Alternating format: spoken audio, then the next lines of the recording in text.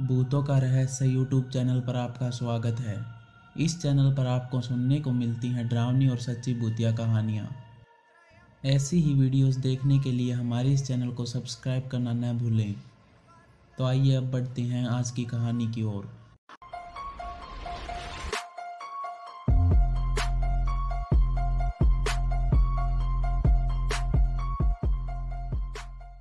चुड़ैल वाला कब्रिस्तान कहानी में अब तक आपने जाना कि कैसे मैं कब्रिस्तान में पहुंचा, जहां मेरा सामना एक भयानक चुड़ैल से हुआ। उस खौफनाक चुड़ैल को देखकर मैं बेहोश हो गया। जब मेरी आंखें खुली तो मैं हॉस्पिटल में था। हॉस्पिटल से बाहर निकलकर मैं सबसे पहले मोहिनी के बारे में जानना चाहता था। मैं मोहिनी के बताए अनुसार उसके गांव में गया। वहां मुझे कोई भी उसके बारे में नहीं बता रहा था, लेकिन अंत में मेरी मुलाकात मुखिया जी से हुई। उन्होंने बताया कि वह भयानक चुड़ैल मोहिनी ही थी और वह 18 लोगों की जान ले चुकी थी। मेरी किस्मत अच्छी थी जो मैं जिंदा बचकर आ सका। मुखिया जी ने बताया कि कैसे मोहिनी एक मासूम लड़की थी और कैसे वो एक खूंखार चुड़ैल बन गई। कहानी में अब आगे। उन चारों ने मोहिनी की लाश को गड्ढे में डाल दिया। उन्होंने कुछ मिट्टी डाली ही थी कि अचानक कब्रिस्तान के एक कोने में हलचल हुई। इस हलचल ने इन चारों के होश उड़ा दिए। सभी अपनी जगह पर जम गए थे। टॉर्च की रोशनी के साथ कोई उनकी तरफ बढ़ने लगा। यह देखकर चारों एक साथ उठे और गुड्डू के भागो कहते ही सभी सारा सामान छोड़कर वहां से भागने लगे। यह देखकर अज्ञात इंसान भी उनके पीछे भागने लगा। वह सभी कब्रिस्तान की दूसरी तरफ सर पर पाँव रखकर भागे थे। उस टॉर्च वाले आदमी ने भी पूरा दम लगा दिया था।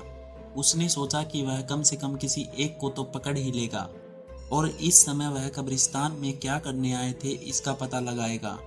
थोड़ी दूर भागने पर टॉर्च वाले इंसान का पैर एक गड्ढे में जा गिरा, जो कि बारिश के कारण पानी से पूरी तरह भरा हुआ था। वो अपना संतुलन खो देता है और गड्ढे की तरफ गिर जाता है। उसकी टॉर्च भी जमीन पर गिर जाती है। टॉर्च की रोशनी उस अज्ञात व्यक्ति के चेहरे पर गिरती है। उसे देखकर गुड्डू चिल्लाता है, अरे यह तो कब्रिस्तान के चौकीदार हैं। यह कहकर जुनेद और उसके अन्य साथी कब्रिस्तान की चारदीवारी फांदकर भाग गए। दोबारा खड़े होकर वह चौकीदार उनके पीछे भागा, लेकिन उम्र के इस पड़ाव पर वह उनका पीछा नहीं कर सकता था। लेकिन उसने भागते हुए 4 लोगों को देखा था। चौकीदार ने खुद को संभाला और उस तरफ जाने लगा जहां पर वह चारों उसे दिखाई दिए थे। वहां जाकर वह देखता है कि वहां जमीन खोदने के कुछ औजार पड़े हुए थे। वहीं पर एक गहरा गड्ढा भी मौजूद था। वह समझ गया कि यह गड्ढा उन्हीं 4 लोगों द्वारा खोदा गया है। तभी अचानक वह हे भगवान यह कहकर पीछे की तरफ झटका खाकर गिर जाता है। वह अपने दिल की तसल्ली के लिए एक बार फिर उठता है और गड्ढे की तरफ बढ़ने लगता है। उसकी आंखें फटी की फटी रह जाती है जब उसकी नज़र उस गड्ढे के अंदर पड़ती है। वह देखता है कि गड्ढे से एक पैर बाहर निकला हुआ है। चौकीदार के आ जाने के कारण वह गड्ढे को पूरी तरह से भर नहीं पाए। इसी वजह से मोहिनी का एक पैर बाहर रह गया था। चौकीदार की समझ में नहीं आ रहा था कि वह क्या करे। वह बिल्कुल ही सहम सा गया था। वैसे तो वह कब्रिस्तान का चौकीदार ही था और अक्सर लाशों को देखता रहता था, लेकिन आज वह बहुत ही डर चुका था क्योंकि वह चारों युवक चुपके से उस लाश को दफना रहे थे। रात में लाशों को ऐसे नहीं दफनाया जाता था। काफी देर सोचने के बाद उसने यह तय किया कि उसे उस गड्ढे में मौजूद उस लाश को देखना ही चाहिए कि आखिर मिट्टी के नीचे कौन दबा हुआ है। क्या पता उसकी सांसें चल रही हो तो उसे जिंदगी जीने का एक और मौका मिल जाए। उसने भगवान से प्रार्थना की, हे भगवान इस इंसान को जीने का एक और मौका दे। और वह मिट्टी को हटाने लगा। वह मिट्टी को हटाता है तो सन्न रह जाता है। हे भगवान यह तो मोहिनी है। अक्सर मैंने इसको बचपन में खेलते हुए देखा है। मस्जिद के सामने ही उसका घर है। अब मैं इसके घर वालों को क्या जवाब दूंगा? मैं उनसे कैसे कहूँगा कि यह मासूम किसी की दरिंदगी का शिकार बन गई और अब इस दुनिया में नहीं रही? आखिर इस मासूम सी बच्ची ने किसी का क्या बिगाड़ा था? कुछ देर तक चौकीदार वहीं सोचता रहा और अंत में निर्णय लिया कि पहले पुलिस को बताना सही रहेगा। चौकीदार के एक फ़ोन से ही पुलिस आ गई थी और उनके साथ मोहिनी के माता पिता भी थे। जहां मोहिनी की मां का रो रो कर बुरा हाल था और मोहिनी के पिता को समझ नहीं आ रहा था कि अब वह क्या करे। तभी पुलिस के साथ फोरेंसिक डिपार्टमेंट वाले भी वहां आ गए और मोहिनी की लाश को अपने कब्जे में ले लिया और आगे की कार्रवाई के लिए चले गए। मोहिनी के पिता भी उनके साथ ही चले गए। अगली सुबह और भी भयानक और काली सुबह थी। थानेदार सी पांडे ने मोहिनी के पिता के कंधे पर हाथ रखकर दिलासा दिया, साहब मेरी मोहिनी तो बहुत मासूम थी, उसने किसी का क्या बिगाड़ा था। जब तक उन दरिंदों को उनके गुनाह की सज़ा नहीं मिल जाती तब तक मोहिनी की आत्मा को शांति नहीं मिलेगी साहब। यह कहकर मोहिनी की मां फूट फूट कर रोने लगी। थानेदार पांडे ने कहा, आपको इंसाफ ज़रूर मिलेगा, वह हमसे बचकर भाग नहीं पाएंगे। मोहिनी के पिता ने कहा, साहब हम न्याय का क्या करेंगे, हमारी तो सारी खुशियाँ मोहिनी से थी, उसके बिना तो हमारी पूरी ज़िंदगी उजड़ गई है, तो हम जिंदा रहकर क्या करेंगे। पूरी कार्रवाई करने के बाद मोहिनी के शव को उसके माता पिता के हवाले कर दिया गया। वह उसे अपने गांव ले गए और वहां पूरी विधि विधान के साथ उसके शव को दफना दिया गया। अगले कुछ ही दिनों में मोहिनी के माता पिता ने भी आत्महत्या कर ली। पूरे गांव में खौफ का एक माहौल बन गया था। रात में कोई भी उनके घर की तरफ से नहीं जाता था। तब गांव के कुछ लोगों ने उस घर को जलाकर खाक कर दिया। मोहिनी को मारने वाले उन चारों लड़कों का कुछ भी पता नहीं चल पा रहा था। वह सभी के सभी यहाँ से अपनी पढ़ाई छोड़कर भाग चुके थे। कोई भी सबूत न होने के कारण मोहिनी का केस बंद कर दिया गया। 2 साल बाद एक परिवार उस रेड गेस्ट हाउस में रहने आया, लेकिन 1 महीने के अंदर ही परिवार के सभी 7 लोग अजीब तरीके से मृत पाए गए। कुछ समय बाद जब रेड गेस्ट हाउस से बदबू आने लगी तो कुछ लोगों ने शिकायत की। जब वहां जाकर देखा गया तो पता चला कि उन सभी की मौत 5 दिन पहले ही हो चुकी थी। मौत का सिलसिला यही नहीं थमा। 1.5 साल बाद जब लगा कि सब कुछ सामान्य हो गया है तो मोहिनी का डर सभी के दिल से निकल चुका था। रेड गेस्ट हाउस में फिर एक परिवार रहने आया। उनका अच्छा समय व्यतीत हो रहा था कि एक दिन उनके पति की बाथरूम में फिसल कर मौत हो गई और धीरे धीरे उस मनहूसियत ने अपना असर दिखाना शुरू कर दिया और उनकी पत्नी पागलपन का शिकार हो गई। एक दिन बहुत भयानक रात थी जब चारों तरफ सन्नाटा पसरा हुआ था। वह रात इतनी भयानक थी कि हम उसे बयां भी नहीं कर सकते। सबसे पहले उस औरत ने अपने बच्चों का गला तेज धार चाकू से काट दिया और फिर अपनी भी जान उसी चाकू से ले ली। सुबह पूरे गांव में हाहाकार मच गया था। आस पड़ोस के गांव में भी यह खबर आग की तरह फैल गई थी कि यह सब मोहिनी का ही किया धरा है। इस घटना से पूरे गांव में आतंक फैल गया था। गांव वालों की रजामंदी से इस गेस्ट हाउस को पिछले 4 सालों से बंद ही रखा गया था, लेकिन कुछ सालों से बुरी घटनाएं न होने के कारण उस गेस्ट हाउस को दोबारा खोल दिया गया। लेकिन हमें खुशी इस बात की है कि संदीप जी आप पहले ऐसे इंसान हो जिसके साथ अभी तक कुछ बुरी घटना नहीं हुई है। जरूर आपने कुछ अच्छे कर्म किए होंगे या पिछले जन्म के कोई पुण्य होंगे जिनकी वजह से आप हमारे सामने सही सलामत खड़े हैं। यह कहते हुए मुखिया जी मेरी तरफ देखने लगे। मैंने उनकी सारी बातें सुनकर कहा, मुखिया जी अगर ऐसी बात होती तो मुझे उस खौफनाक चुड़ैल का सामना करना ही नहीं पड़ता। नहीं, अब इस बात को झुठलाया नहीं जा सकता कि वह शक्ति काल्पनिक है या कोई मनगढ़ंत बात है, क्योंकि अब सच्चाई आपको भी पता है।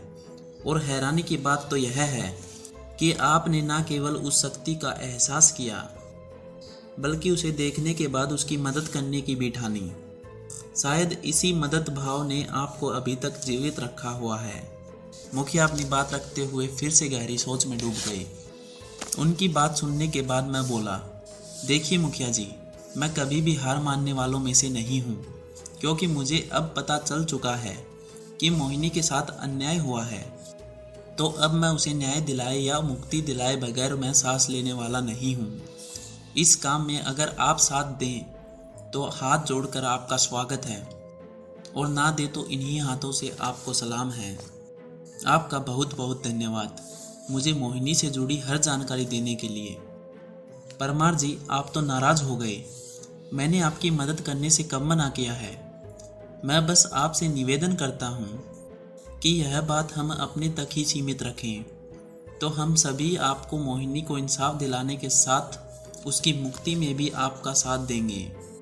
मुखिया जी ने साथ देने का भरोसा दिलाया। ये सब तो सही है, लेकिन मुझे इन सारे कार्यों को अंजाम देने के लिए एक बार मोहिनी को अपने सामने बुलाना ही होगा। हमें उसे समझाना ही होगा कि इस तरह से किसी भी इंसान की जान ले लेना समस्या का समाधान नहीं है। मैंने मुखिया जी और चौकीदार की तरफ देखते हुए कहा। मेरी बातों से सभी संशय में आ गए कि मेरे कहने का मतलब क्या है। वह एक दूसरे के मुंह को देखने लगे। मजाक तो नहीं कर रहे हो ना? मोहिनी को कैसे बुलाओगे? मत भूलो कि वह एक आत्मा है, उसको बुलाना कैसे संभव हो सकता है? मुखिया जी ने मुझसे कहा।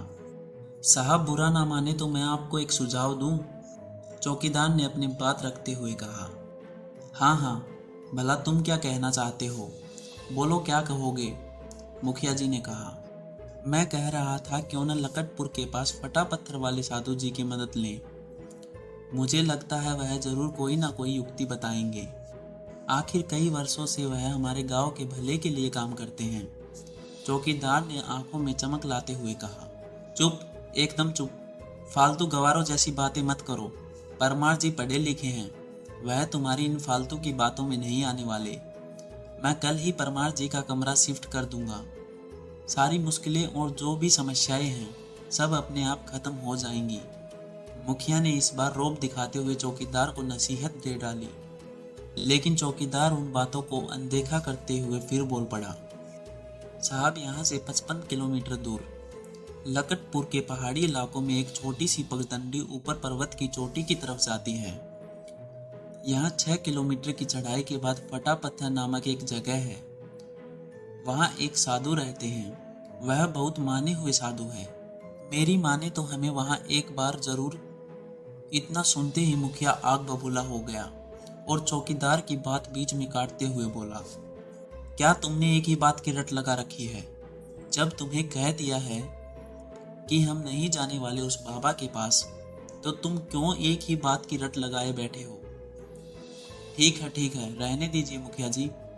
उस बेचारे ने अपने विचार बताए हैं, पर आप क्यों अपना बीपी बढ़ा रहे हैं? मुझे लगता है कि मुझे अब यहाँ से चलना चाहिए। आप लोगों ने जो जानकारी दी उसके लिए आपका धन्यवाद।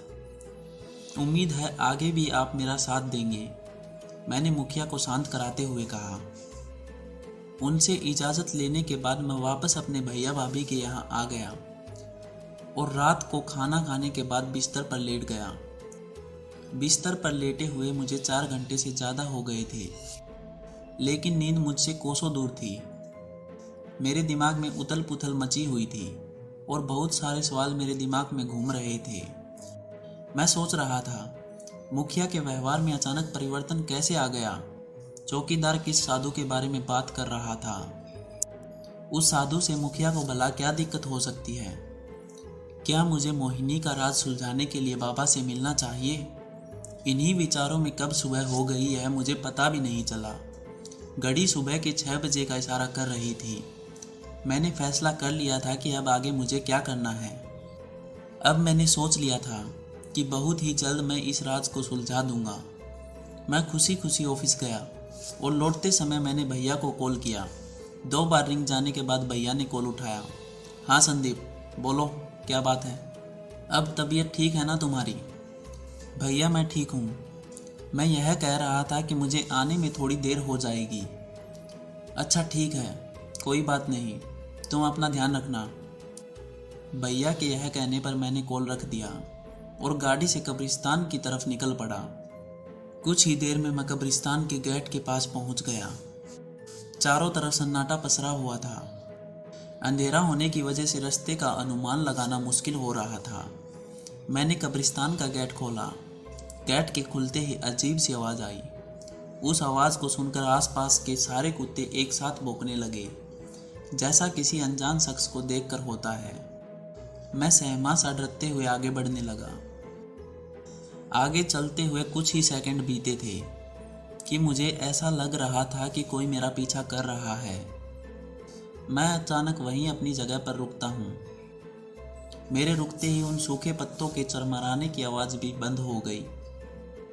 मुझे समझ नहीं आ रहा था कि मैं क्या करूं। मैंने हिम्मत करके पीछे की तरफ देखा, लेकिन अंधेरे की वजह से मुझे कुछ नज़र नहीं आ रहा था। मेरी सांसें बहुत तेज हो चली थी। मैं अब समझ चुका था कि कोई तो है जो मेरा पीछा कर रहा है। मैंने अपना ध्यान हटाया और आगे की तरफ बढ़ने लगा। जैसे ही मैं आगे की तरफ बढ़ा तो मुझे लगा कि मेरे पीछे की तरफ से कोई तेजी से आ रहा है। मैं बिना समय गंवाए अंधेरे में गिरते पड़ते दौड़ने लगता हूँ। थोड़ी ही देर में मुझे वहीं कोने में एक छोटी सी झोपड़ी दिखाई पड़ती है। उस झोपड़ी से लालटेन की पीली रोशनी को साफ साफ देखा जा सकता था। उस पीली रोशनी को देखकर मेरी सांस में सांस आई। मैं अगले ही पल उस झोपड़ी के सामने खड़ा था। मैं जोर जोर से उस दरवाजे को पीटने लगा। मैं दरवाजे को ऐसे पीट रहा था मानो किसी ने नहीं खोला तो मैं उसे तोड़कर ही अंदर चला जाऊंगा। मेरी एक नज़र पीछे की तरफ भी थी जो उस आवाज़ का पीछा कर रही थी। वह आवाज़ अब बिल्कुल ही करीब जान पड़ रही थी। मैंने दरवाजे पर इतनी ज़ोर से मारा कि दरवाज़ा अपने आप खुल गया। मैंने जल्दी से अंदर जाकर दरवाजे को बंद किया और राहत की सांस ली। लेकिन जैसे ही मेरी नज़र झोपड़ी के अंदर पड़ी, मेरी आंखें खुली की खुली रह गई। जब मेरी नज़र सामने पड़ी तो मैंने देखा कि कोई व्यक्ति गोरिल्ला कैप लगाए अपने दोनों हाथों में एक तेज धार हथियार लिए मेरी तरफ बढ़ रहा था और यह बड़बड़ा रहा था, साले आज नहीं छोड़ूंगा। बहुत दिनों से इंतज़ार कर रहा था, आज जाकर हाथ आया है। आज तेरी खैर नहीं। मैं इससे पहले खुद को संभालता, वह आदमी मेरी बाजू से निकल गया। उस शख्स ने झोपड़ी का दरवाज़ा खोला और बाहर की तरफ भाग गया। मैं अब पहले से ज़्यादा भयभीत हो गया था। मुझे समझ नहीं आ रहा था कि मैं क्या करूं। एक तरफ कुआं तो दूसरी तरफ खाई थी। मैं वहीं बैठकर इंतज़ार करने लगा और थोड़ी देर में वह गोरिल्ला कैप पहने हुए शख्स अंदर आ जाता है और आकर मुझे देखकर कहता है, माफ़ कीजिएगा साहब, इस कुत्ते ने नाक में दम किया हुआ है। मैं जब झोपड़ी में नहीं होता तो यह अंदर घुसकर झोपड़ी को गंदा कर देता है। उसकी बातें सुनने के बाद मैंने कहा, यह सब तो ठीक है, लेकिन यह बताओ तुमने उसे जान से तो नहीं मार दिया? नहीं साहब, वह पकड़ में आया कहाँ, लेकिन पकड़ में आ जाता तो उसकी खैर नहीं होती। हम दोनों एक साथ हंसने लगते हैं। उसके बाद वह आदमी अपनी गोरिल्ला कैप उतारते हुए बोला, माफ़ कीजिएगा साहब, रात में यहाँ कब्रिस्तान में बहुत ठंड लगती है, लेकिन आप इतनी रात को इस वीराने में क्या करने आए हैं? देखो रहीम, मैं जिस काम के लिए तुम्हारे पास आया हूँ वह कोई नहीं कर सकता। मैं समझा नहीं साहब, आप क्या कहना चाहते हो? या समझकर भी अनजान बनने की कोशिश कर रहे हो? देखो, तुम्हें पता है कि मैं लकटपुर के पास मौजूद फटा पत्थर वाले साधु की बात कर रहा हूँ। साहब, मैं गरीब आदमी हूँ। देखो, मैं बहुत उम्मीद के साथ तुम्हारे पास आया हूँ, मुझे निराश मत करो। मैं काफ़ी दिनों से इस मामले को लेकर परेशान हूँ। अब मैं इस राज को सुलझाने ही वाला हूँ, तो तुम मेरी मदद क्यों नहीं कर रहे? साहब, आप जानते नहीं, मेरी भी कुछ मजबूरियाँ हैं। मैं आपके हाथ जोड़ता हूँ, आप यहाँ से चले जाएं। मुझे शर्म आती है आप जैसे लोगों पर। मेरा तो मोहिनी के साथ कोई रिश्ता भी नहीं था, फिर भी उसका साथ दे रहा हूँ। लेकिन आप तो उसे अपनी बेटी की तरह मानते थे। मुझे लगता है मैं गलत इंसान के पास आ गया। नहीं साहब, ऐसा मत कहिए। मैं मोहिनी की मदद करना चाहता हूँ, लेकिन मुखिया जी। इतना कहते ही वह खामोश हो गया, जैसे अनजाने में कोई गहरी बात निकल गई हो। मुखिया जी क्या? बोलो रहीम, घबराओ मत, मैं तुम्हारे साथ हूँ, तुम्हें कुछ नहीं होने दूंगा, भरोसा रखो। देखो साहब, मैं नहीं चाहता कि गांव का नाम बदनाम हो। मुखिया जी ने मुझे साफ साफ हिदायत दी है कि मैं आपसे दूर ही रहूं, तो मेरे लिए ज़्यादा अच्छा रहेगा। मैंने चौकीदार रहीम को बहुत बुरा भला कहा। मेरी बातें उसके दिल पर लगी और उसने कहा, साहब, मैं मुखिया जी के दबाव में भटक गया था। अब मैं भी आपकी मदद करूंगा ताकि मोहिनी की आत्मा को शांति मिल सके। आप बताइए मैं आपकी किस प्रकार मदद कर सकता हूँ। देखो रहीम, जैसा कि मैंने कहा कि मैं साधु बाबा से मिलना चाहता हूँ। अगर तुम मुझे उनकी अच्छे से जानकारी दे दो तो मैं कल ही उनसे मिलने चला जाऊंगा। मेरी यह बात सुनकर रहीम ने अगले ही पल जवाब दिया, साहब मैं उस जगह आपके साथ तो नहीं जा सकता, लेकिन हाँ, मैं आपको उस जगह का पता अच्छे से बता देता हूँ। लकटपुर यहाँ से 55 किलोमीटर दूर है। यदि आप अपनी गाड़ी से जाते हैं तो लकटपुर के सोसाइटी हाउस में अपनी गाड़ी खड़ी कर देना। वहीं से एक पैदल चलने वाली पगडंडी जाती है। वहाँ से लगभग 3 किलोमीटर पथरीले रास्ते पर चलने के बाद एक बड़ा मैदान आएगा। वहीं पर एक मीठे पानी का झरना है जो सीधा शिवलिंग के ऊपर गिरता है। आगे जाने से पहले वहाँ शिवलिंग के दर्शन जरूर कर लेना। उसी मैदान से 2 रास्ते आगे जाते हैं। बायां रास्ता कोरियान की तरफ जाता है, जो कि अपने काले जादू के लिए जाना जाता है। भूल कर भी उस तरफ मत जाना। कहते हैं कि वहाँ के लोग काले जादू में माहिर हैं। जो भी व्यक्ति वहाँ जाता है उसे वह गुलाम बनाकर अपने पास ही रख लेते हैं। ठीक है, मैं उन कोरियान की तरफ नहीं जाऊँगा। वैसे भी मुझे उनसे क्या काम है, तुम आगे का रास्ता बताओ। ठीक है साहब, आप जो वहाँ से दाएं रास्ता जाता है उस पर चलना। वहाँ पर 6 किलोमीटर की चढ़ाई के बाद आप साधु बाबा के पास पहुँच जाएंगे। इस तरह चौकीदार रहीम ने मुझे सारी जानकारी दे दी। रहीम जी, आपका बहुत बहुत धन्यवाद। मैं कल सुबह ही बाबा से मिलने के लिए निकलता हूँ।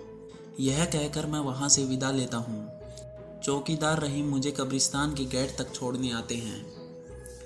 मैं वापस अपने भैया के घर आ जाता हूँ। समय रात के 10 बजे का था। मैं अपने कमरे में गया और लगभग 1 घंटे में अपने कमरे से बैग लेकर बाहर आया। अरे तुम कहाँ जा रहे हो? भाभी ने कहा। भाभी, बहुत दिन हो गए, अब मेरी तबीयत भी बिल्कुल ठीक है। वैसे भी मेरे कमरे का सामान उथल पुथल पड़ा होगा। अरे जाने दो उसे, यह अपना भला बुरा जानता है। अंदर के कमरे से भैया की आवाज़ आई। हाँ भाभी, वैसे भी मैं आप लोगों से मिलने आता रहूँगा। यह कहकर मैं भाभी से अपना बैग वापस लेकर चल पड़ा। कुछ देर में ही मैं रेड गेस्ट हाउस के अंदर था। कमरे का सारा सामान बिखरा हुआ था। खिड़की हमेशा की तरह खुली थी, जिससे तेज तेज ठंडी हवाएं आ रही थी। मैंने वह खिड़की बंद की और सोफे पर बैठ गया। मैंने घड़ी की तरफ देखा तो घड़ी में 1 बजे का समय था। मैं कमरे में चारों तरफ देख रहा था। कभी मेरी नज़र दरवाजे की तरफ जाती तो कभी खिड़की की तरफ, जैसे मुझे किसी के आने का इंतज़ार हो। आज गली के कुत्तों का शोर भी बंद था। इन सारे ख्यालों को छोड़कर मैं अपने दराज से सिगरेट की डिब्बी निकालता हूँ और एक सिगरेट पीने लगता हूँ। मैं अब तक 3 सिगरेट पी चुका था और कमरे में यहाँ से वहाँ चक्कर लगा रहा था। मैंने खिड़की की तरफ जाकर देखा तो मुझे वहाँ कुछ भी दिखाई नहीं दिया। उसके बाद मैं बाथरूम में गया। मैंने अपने मुंह को धोया और बाहर आकर सोफे पर बैठ गया। मेरी आंखें नींद के मारे लाल हो चुकी थी, लेकिन मुझे नींद नहीं आ रही थी। मेरा दिमाग इधर उधर घूम रहा था। मैंने आओ देखा ना ताव देखा और 2 पैग विस्की के लगा लिए। तब जाकर दिल में अजीब सा सुकून महसूस हुआ, लेकिन अभी भी मेरे मन में वह कब्रिस्तान वाला एहसास घूम रहा था। क्या वाकई में मैं जब रहीम से मिलने कब्रिस्तान में गया तो मेरा पीछा कुत्ता ही कर रहा था? अगर कुत्ता होता तो वह रुक रुक के मेरा पीछा करने की बजाय फुर्ती से आकर मुझ पर हमला करता। कहीं रहीम मुझसे कुछ छुपाने की कोशिश तो नहीं कर रहा? वह साथ जाने से क्यों मना कर रहा है? अब चाहे कुछ भी हो, मैं इस गुत्थी को सुलझा कर ही रहूँगा।